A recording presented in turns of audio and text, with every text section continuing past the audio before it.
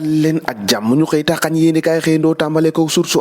a moom dikkaat naka ci li nga xamante ni moo di Sénégal gaynde Sénégal yi ñu dal leen a éliminé foofee naka ca Doha ca Qatar le Sénégal logiquement éliminé yéeni kaay bi naka élimination Sénégal xel mun na koo nangu ndax lañu football démb ak équipe ba ñoom footballé boo ko gisee da ngay xam ne ñii mën nañ leen a gagné loolee tax nag yéeni kaay bi ne défaitu Sénégal nekkul loo xamante ni gàcce la Sud Quotidien ci la dikkaat nee na Qatar 2022 huitième de finale Angleterre Sénégal ñetti bal ci dara la Angleterre dal dee door Sénégal les lions atomisés yéeni kaay bi ne Sénégal Angleterre da koo dal dee mën duma ko naka su ne booy xool Sénégal 40 minutes la résisté laata naka Angleterre di wane boppam ci kanamam Aliou Cissé mi sélectionneur gaynde yi naka nee na deuxième bii bi moom waroon na naka loo xamante waruñ koo jël ndax loolee moo ñu yàqal lu bari Sadio Mané naka moom ci biir yéenekaay bi nee naka ñàkk ngeen waaye naka def ngeen li ngeen mën naka def ngeen jaloore Sadio Mané moo ngay félicité ay ñoñam Les Échos yéenekaay di kat ci leneen te fin mondial pour le Sénégal jeexal na ca mondial boobee huitième de finale la yem Angleterre moo ko génne nee na les Three Lions naka ñoom trop fort pour les Lions ñoom naka ñoo ëppoon doole lool ñi nga xamante ni ñoo di gaynde ak Aliou Cissé Le Quotidien yéenekaay ni la promenade des Anglais ñoom anglais naka dañ doon promener naka ci biir terrain bi Aliou Cissé ne nag ne dañoo daanu ci équipe boo xamante ni daanaka moo ñu gënoon a def ab impact Kalidou Koulibaly nee na c'est une grande équipe Angleterre maanaam Angleterre bi ñu doon caxatee naka di ko caaxaane daanaka booy xool moo leen sut bu baax a baax loolee tax nag daanaka mu am défaite boobu anglais naka ramène les lions sur terre naka ñoom nga Angleterre naka jëlaat nañ gaynde Aliou Cissé naka gaynde Sénégal yi indiwaat leen ci suuf naka gannaaw bi nga xamante ni dañ leen a duma ñetti bal ci dara cataclysme noonu la ko l'observateur yéene kaay dikkat naka nataalu gën naka taxaw naka ku nekk naka daanaka booy xool yaa nga sëngëm Aliou Cissé loxoom ba dal gémmiñ nga huitième de finale Angleterre Sénégal ñetti bal ci dara lañ leen dal dee dóor loolu naka yéene kaay bi xëy fësal naka li nga xamante ni si moo di ab naufrage collectif maanaam daanu bi nga xamante ni ñoom ñoo ko daanu défense su gaynde naka daanaka booy xool dafa tàggatee mel ko milieu bi nga xamante ni itam daanaka booy xool amul dara lu fa nekkoon attaque esselée puis muselée la solution leçon de Aliou Cissé à apprendre naka jàppale Pafal Maliko ak Henri Camara ñu ngay relever différence bi nga xamante ni moo amoon ci diggante niveau yi naka booy xool daanaka tollawuñu woon enquête yéene kay enquête naka ba gis ne Sénégal naka dal leen a éliminer Angleterre moo ko dal dee éliminer naka daanaka ñoom gaynde yi amuñ woon benn arme boo xamante ni mënoon nañu ko taxawee rek ba jàkkaarloo ak nga xamante ni si moo di Angleterre ci biir Soleil yéene kay naka Aliou Cissé moo ngay xamle naka il faut ñu nangu naka suprématie bi nga xamante ni moom la Angleterre amee woon maanaam Angleterre moom moo leen ëppoon doole foofu war nañ leen ko dóor na leen défense Sénégal bi nag li ki démb daanaka moo raw ab tame Girias amul woon doole amul woon benn impact boo xamante ni fësoon na ca les lions braqués à l'anglaise ñoom naka anglais ñoo leen génnee ca coupe du monde boobee naka ñoom gu nekk Aliou Cissé naka ni ki démb lan leen doon jëtti bal ci dara libération nee na l'aventure moom la saret naka en huitième de finale Angleterre naka moo génnee Sénégal ni ki démb naka gannaaw bi ñuy jàkkaarloo ko ak ñoom naka bés bi la journée le rêve file à l'anglaise naka ñi doon xalaate yëpp naka ngir jàllaat ne nga xamante ni moo di ci compétition boobee loolee mujj da am pour naka loolee naka waa Angleterre ñoo ko mujjee yàq ab défense boo xamante ni daanaka booy xool naka dafa tagga téemé Aliou Cissé ne les anglais nag ñoom ñooñu sutoon foofu il faut ñu nangu loolu l'info yéene kaay ne goodbye Qatar naka Qatar Sénégal jeexal na fa niki démb lañ fa jóge Angleterre moo leen duma ñetti bal ci dara ñu jógee ci loolu te wax ci leneen moo di tribune yéene kaay nag ak procureur bi nga xamante ni moo ordonnoon ñu arrêté ñaari député yi nga xamante ni ñoo doon agressé foofee nag ci assemblée nationale ñoom ñëpp nag fi ñu toll nii nag àbbu nañu mbooy gi dal dinañoo daw dig boobee nag boobu ak léegi maanaam li nga xamante ni sàkku nañ ci ñoom ñu dal leen indi nag boobu ak léegi ñu ngi leen di wër kenn gisagul leen grand place di kat ci leneen te moo di établissement de Seydina Issa Moulay bu Guédiawaye nag ci jamono ji daanaka booy xool na mu yàq ak na mu mel moo tiital ñu bëree bëri daanaka ñoom ñëpp a ngi artu ndax bâtiment ya màgget nañu te booba ak léegi kenn waa gut ci Sénégal chaque jour ak problème yu bees ñoo ko déggandoo jàngeen jëf ba ëllëg